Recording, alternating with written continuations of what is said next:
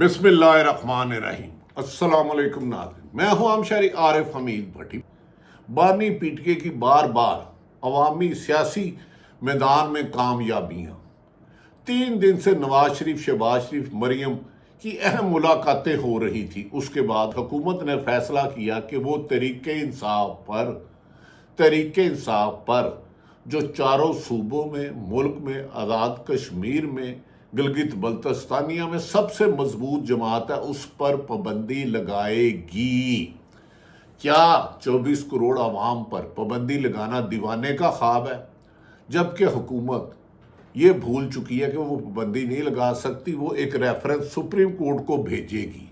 یاد رکھ لیں، ابھی چند روز قبل ہی سپریم کورٹ آف پاکستان کے 13 رکنی بینچ نے مخصوص نشستوں کا کیس سنا اور متفقہ فیصلہ آیا 8-5 سے کہ تمام ہاری ہوئی سیٹیں جو مسلم لیگ نون کو ہاری ہوئی کے بعد ملی تھیں، پیپلز پارٹی کو ملی تھی، واپس تحریک انصاف کو دی جائے۔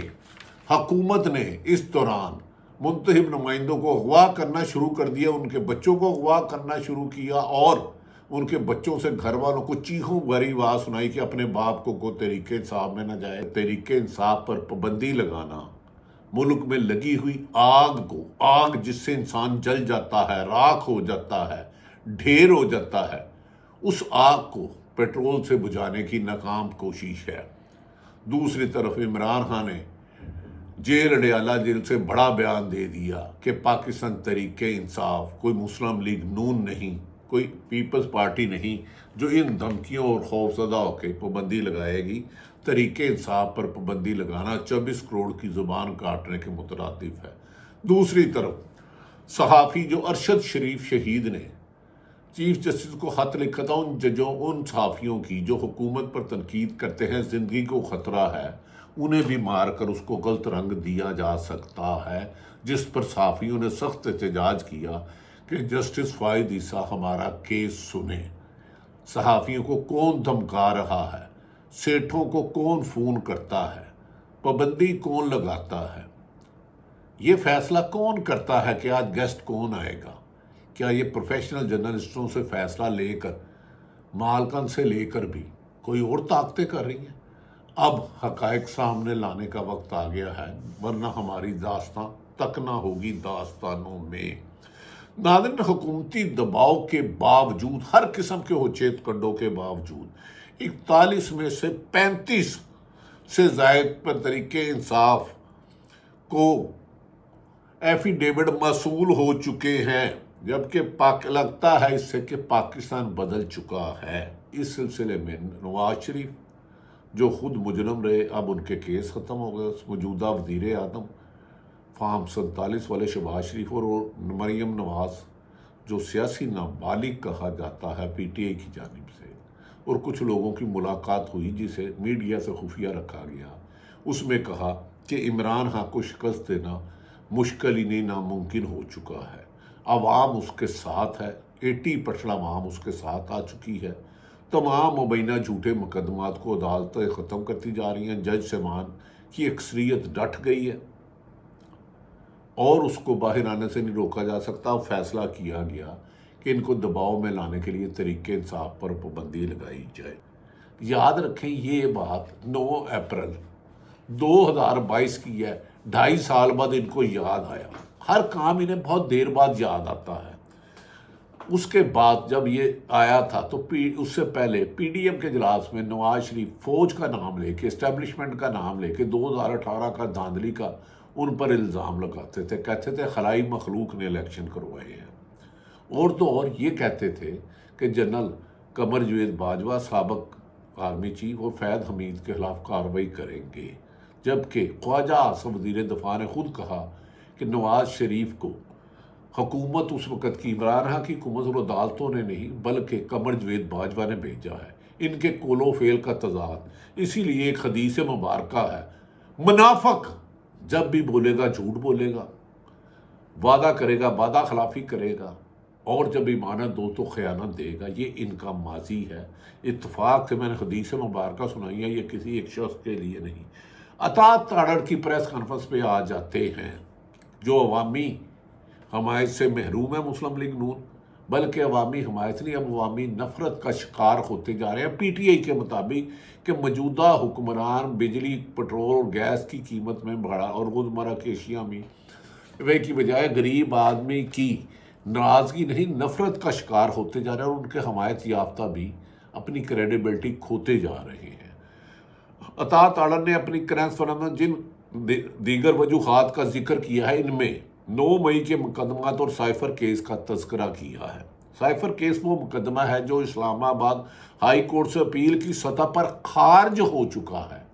ضمانت نہیں، میں عرض کر رہا ہوں، اسلام آباد ہائی کورٹ سے خارج ہو چکا، تو ایک جھوٹے کیس کو بیس بنا کر پارٹی پر پابندی لگانا احمقوں کی جنت میں رہنے والے ہی کر سکتے ہیں۔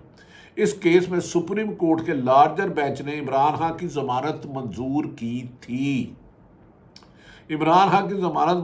اور سائفر لہرانے کے الزام کو مضحکہ خیز قرار دیا تھا۔ اب سپریم حکومت کے ریفرنس کتنا بے جان ہے، اس میں کتنا بغض ہے، کتنا انتقام ہے، کتنا بدلہ ہے، یہ عمران خان کے خلاف نہیں، پاکستانی عوام کے خلاف لگتا ہے بادی النظر میں۔ 9 مئی کے مقدمات میں بھی متحد عدالتوں سے لے کے سپریم کورٹ سے بہت سے سوال اٹھا چکی ہے۔ 9 مئی کے مقدمات کے ملزموں کی ضمانت کے کیس میں سپریم کورٹ نے پراسیکیوشن پر سوالات اٹھائے تھے۔ ملٹری کورٹس میں زیر سماعت مقدمات کا کیس ابھی تک زیر التوا ہے اور سپریم کورٹ اس کو سن نہیں رہی۔ لگتا ہے کہ محفوظ نشستوں کے کیس اور نکاح کیس میں عمران خان کی جیت حکومت بکھلا گئی ہے، اور انہیں عمران خان کی رہائی اپنے لیے جیل جانے کے آثار نظر آتے ہیں، اس لیے وہ کام کر رہے ہیں پابندی لگانے کا، جس کو عدالتیں پہلے ہی ریجیکٹ کر چکی ہیں۔ لگتا ہے کہ عمران خان کے خلاف حکومت کا آخری وار ہے جو اب یہ پابندی لگانے کا سوچ رہے ہیں۔ اس کے بعد حکومت کے قدم ٹھہرنے والے نہیں، جبکہ ان کے حمایت یافتہ لوگ بھی اب آہستہ آہستہ ہاتھ کھینچ رہے ہیں۔ نواز شریف نے اپنی پارلیمنٹ پارٹی کا اجلاس مری میں ملتوی کر دیا ہے۔ 72 گھنٹوں میں نواز شریف کی کس سے ملاقات ہوئی، جہاں موجودہ حکومت کی ناقص کارکردگی پر سخت تنقید کی گئی، عوامی حمایت کھو جانے کا شکوہ کیا گیا اور کہا گیا آپ سے حکومت نہیں چلتی تو بہتر ہے کہ صاف شفاف الیکشن کرا کے عوام کے نمائندوں کو دی جائے، جس پر کہا جاتا ہے مبینہ طور پر نواز شریف نے واسطے ترلے منتے کر کے لندن پلان جہاد کرایا، اور اب آخری ترک ایک پتہ جو رہ گیا، باقی مقدر شکست ان پہ ماتھے پر لکھی ہے، اب پابندی کا کہہ رہے ہیں، جبکہ انہیں یہ نہیں پتا چند روز قبل سپریم کورٹ کے 13 رکنی بینچ نے مخصوص نشستیں تحریک انصاف کو واپس کرنے کا حکم صادر فرمایا ہے۔ اس شکست فاش کے بعد ان کے پاس اب فرار کا کوئی راستہ نہیں رہا۔ یہ عمران خان کو کیا رہا کریں گے؟ ایک صنم جاوید کل کی بچی جو نہ ایم پی ہے، نہ ایم این اے ہے، نہ قومی لیڈر ہے، اس کو کم و بیشتر 8 دفعہ سے زیادہ گرفتار کیا۔